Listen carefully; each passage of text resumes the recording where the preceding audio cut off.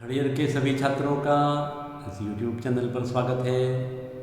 अभी हम किरात अर्जुनीयम की 2 कारिकाओं का व्याख्यान कर चुके हैं। आज इस कालांश में तीसरी कारिका श्लोक जिसे कहते हैं वंशस्थ छंद में है। सभी 46 श्लोक, पहले 25 श्लोक हमारे पाठ्यक्रम की तृतीय वर्ष संस्कृत के प्रथम प्रश्न पत्र में 25 श्लोक तृतीय इकाई में थर्ड यूनिट में है। इसमें से एक हिंदी व्याख्या पूछी जानी है। आइए पहले इसका पाठ करते हैं। त्विषां विघाताय विधातुमिच्छतो रहस्यनुज्ञामधिगम्य भूभृतः ससौष्ठवौदार्य विशेषशालिनीं विनिश्चितार्थामिति वाचमाददे। संस्कृत गान का विषय है। श्लोक को गा करके उसको अच्छा आत्मसात किया जा सकता है। वनेचर, वन में रहने वाला एक जनजाति युवक जो हस्तिनापुर में जिसने एक गुप्तचर का काम किया, इंटेलिजेंस ब्यूरो जिसे कहते हैं हम। अब वो युधिष्ठिर के सम्मुख आकर के दुर्योधन की सारी जानकारियां वृत्तांत आकर के द्वैतवन में पुनः उपस्थित होता है। यहाँ क्या है देखते हैं। वनेचर की बात है। इस श्लोक में भी वनेचर का चरित्र चित्रण है। भारवी क्या कहते हैं महाकवि? द्विषाम विघाताय। द्विषाम, द्विष यानी शत्रु, षष्ठी बहुवचन है। द्विषाम शत्रुओं का, विघात विनाश, विनाश के लिए, विधातुं करने की, विधान करने की, इच्छतः इच्छा करते हुए। कौन कर रहा है इच्छा? भूभृत। कौन सा भूभृत? हस्तिनापुर से जो वन में आए हैं युधिष्ठिर पांडव, युधिष्ठिर भूभृतः।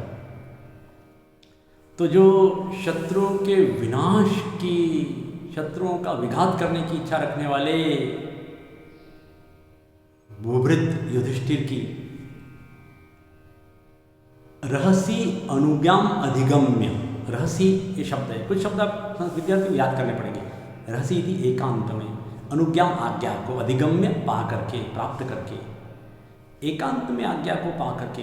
गुप्तचर का फर्ज होता है कि वो राजा को सबके सामने नहीं कहे, गोपनीय बातें एकांत में ले जाकर कहता है। जो टॉप सीक्रेट बातें होती है ना, वो जान के आया है।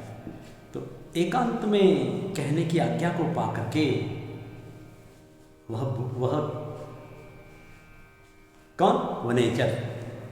स किसके लिए आया है? वनेचर के लिए आया है। यहाँ स उस राजा युधिष्ठिर की एकांत में अनुज्ञाम, एकांत में सुनाने की आज्ञा पा करके, अधिगम्य, अधिगम्य, मधिगम्य लिखा है। वह वनेचर सह सौष्ठव औदार्य विशेषशालिनीं विनिश्चितार्थम इति वाचम आददे। सीधे कह देते कि सब वाचम आददे। उस वनेचर ने वाणी कहना प्रारंभ किया, बात कहना प्रारंभ किया। लेकिन जो बात कही उसकी 2 विशेषताएं हैं।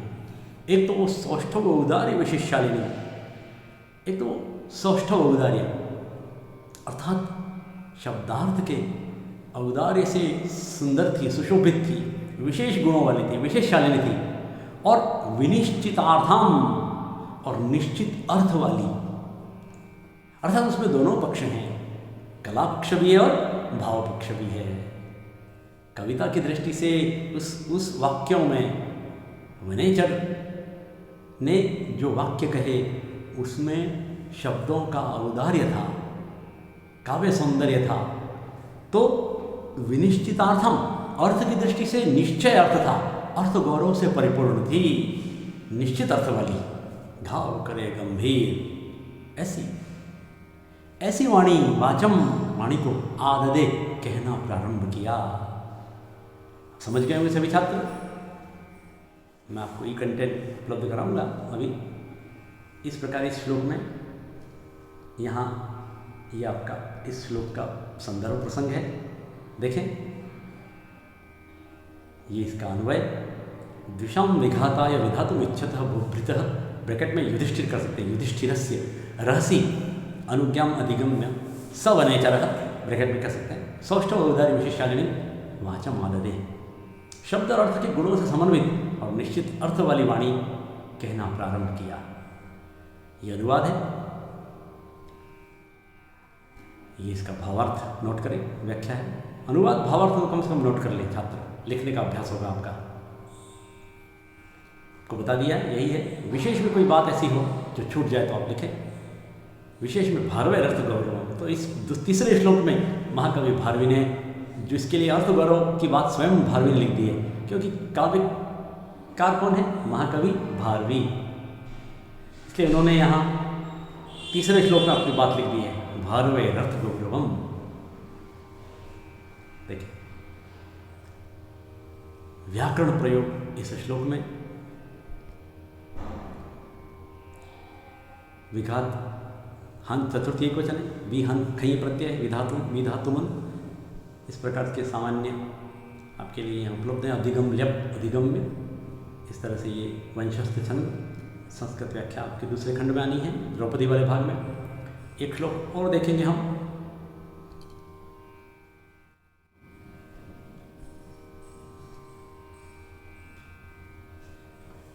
क्रियासु युक्तैर्नृपचार चक्षुषो न वञ्चनीयः प्रभवोऽनुजीविभिः अतोर्हसि क्षन्तुमसाधुमसाधुवा हितं मनोहारि च दुर्लभं वचः।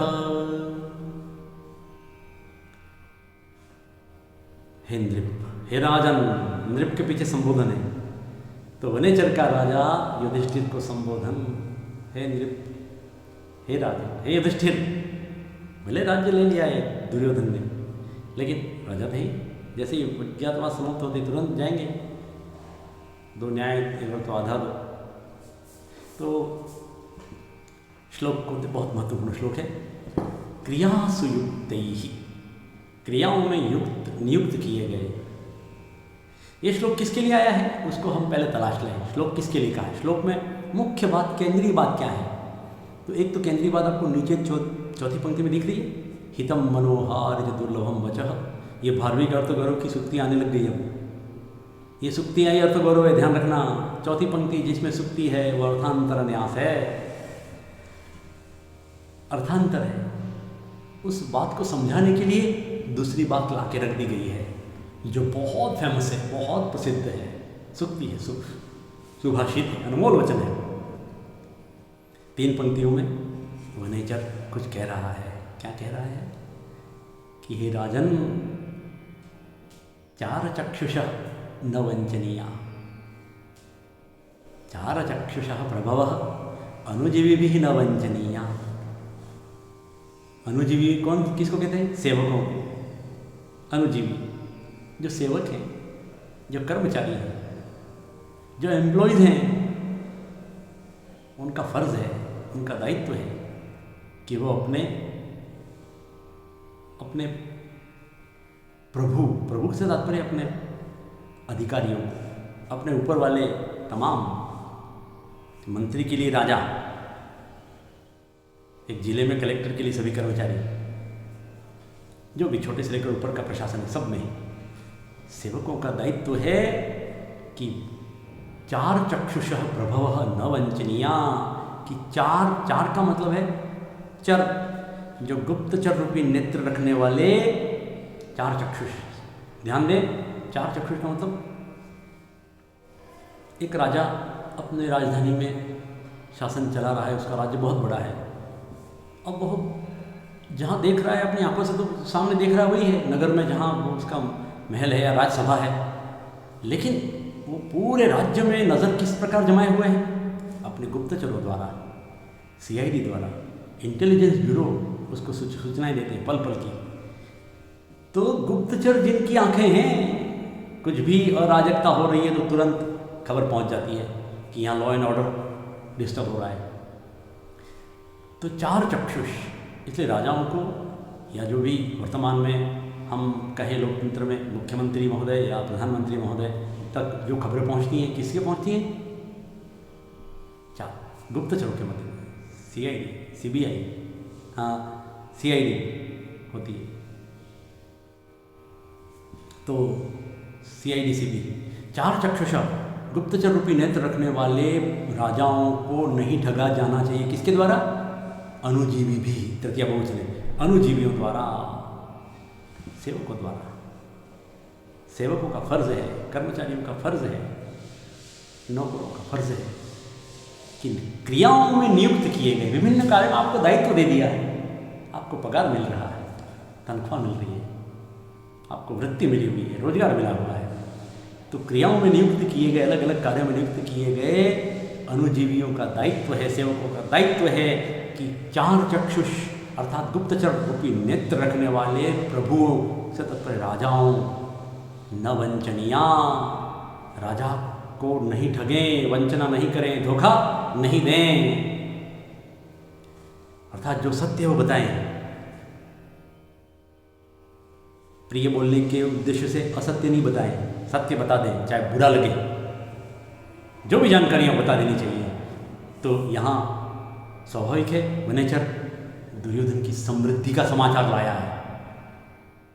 अब वो कहेगा, स्वाभाविक एक बार तो युधिष्ठिर को अच्छा नहीं लगने वाला है, इसलिए वो क्या कहता है मन में, अतः अर्हसि, अतः इसलिए, अर्हसि योग्य हो, आप योग्य हो, क्षंतुम मुझे क्षमा करने के लिए। किस बात के लिए? असाधु साधुवा, मेरे असाधु और साधु वक्तव्य के लिए, मेरे प्रिय या अप्रिय वक्तव्य के लिए, मैं जो भी बोलने जा रहा हूँ, हे राजन, हे नृप, मैं जो भी बोलने वाला हूँ, चाहे वो साधु हो चाहे असाधु हो, चाहे आपको प्रिय लगे चाहे अप्रिय लगे, अच्छा लगे चाहे बुरा लगे, आप मुझे माफ़ कर देना। तो अरसी, आप मुझे क्षमा करें राजन, क्योंकि सेवक का धर्म है कि गुप्तचर रूपी नेत्र रखने वाले राजा को ठगा नहीं जाना चाहिए, नहीं ठगना चाहिए, क्योंकि मुझे कार्यों में आपने नियुक्त किया है, इस कार्य के लिए आपने मुझे जिम्मेदारी दी है, तो मैं तत्परता से निभाऊंगा। अब ये बात हो गई। भारवी लिखते हैं चौथी पंक्ति में, खुद वनेचर अपने अंदर अनुभव कर रहा है, क्या कह रहा है कि हितम मनोहार च दुर्लभम वचः, कि हितकारी और मनोहारी वचः दुर्लभम, इस दोनों बातें दुर्लभ होती हैं, एक जगह नहीं मिलेंगी। हितकारी कभी मनोहारी नहीं हो सकती है और मनोहारी बात कभी हितकारी नहीं हो सकती है। मनोहारी का मतलब मन का हरण करने वाली, प्रिय लगने वाली बात। प्रिय लगने वाली बात हमेशा हितकारी कैसे हो सकती है? नहीं हो सकती है ना। और हितकारी बात कभी प्रिय लगने वाली नहीं हो सकती है। ये दोनों बातें एक जगह मिलना मुश्किल काम है, कठिन है, दुर्लभ है ये दोनों वचन एक साथ। इसलिए है राजन, मुझे क्षमा करें मेरे प्रिय प्रिय वक्तव्य के लिए। तो यहाँ ये श्लोक आपके लिए मैंने कहा, इसका एक कंटेंट आप नोट करें छात्र, ये इसका संदर्भ, प्रसंग, अनुवाद आपको दिखा रहा हूँ, आप पॉज करके नोट कर लें। YouTube का ये पाठन है, हमेशा हमेशा के लिए रहेगा, आप जब चाहें देखें, सुने, समझें, नोट करें। ये इसका व्याकरण पक्ष। तो महाकवि भारवी की सुक्ति है, हितम मनोहार च दुर्लभम वचः। यहाँ पर सामान्य का विशेष कथन से समर्थन हुआ है, इसलिए अर्थांतर न्यास अलंकार है, कुछ व्याकरण के बिंदु भी हैं। ये विशेष में अर्थ गांधीर्य, अर्थ गौरवम, भारवेर अर्थ गौरवम, महाकवि भारवी का अर्थ गौरव इसमें लिखा गया। अब उसको विशेष बात को भी लिखें श्लोक में कि गुप्तचरों के कारण देश विदेश पर नजर रखने वाले राजाजन 4 चक्षुष कहलाते हैं। वो तो अपनी आंखों से उतना ही देखते हैं जिनके सामने है, लेकिन दूसरी जगह, सब जगह राजा की दृष्टि कैसे जाएगी? गुप्तचरों के माध्यम से। इस प्रकार यहाँ राज्य की रक्षा बिना सुदृढ़ गुप्तचर व्यवस्था की संभव नहीं है। इसलिए श्लोक में सुंदर अर्थांतरन्यास के द्वारा हितकारी वचन कटु होते हैं, ये बात कह करके कल्याण चाहने वाले को कड़वे वचनों से कभी नाराज नहीं होना चाहिए। कड़वे प्रवचन तो हमेशा कड़वे ही होंगे। और अगली में कहावत भी तो है, मेटो बोले मावितर, कड़वो बोले लोग, है ना। ध्यान दें सभी छात्र, आपके व्यक्तित्व को निखारने के लिए ये ग्रंथ हैं, ये किताबें हैं। आप दूसरी किसी बातों में ना आकर के, उलझनों में ना पढ़ करके अपने फ्यूचर के बारे में सोचिए, अच्छे व्यक्ति बनिए, अच्छे इंसान बनिए। अच्छा इंसान बनाना हमारी जिम्मेदारी है। जब तक आप हमारे पास पढ़ रहे हैं, इसी प्रकार की इन प्रेरक बातों के द्वारा हम आपके पर्सनल डेवलपमेंट के लिए कटिबद्ध हैं। अच्छे नंबर अपने आप आएंगे, आप इनको श्रद्धा से सुनेंगे, लिखेंगे, पढ़ेंगे। ओम।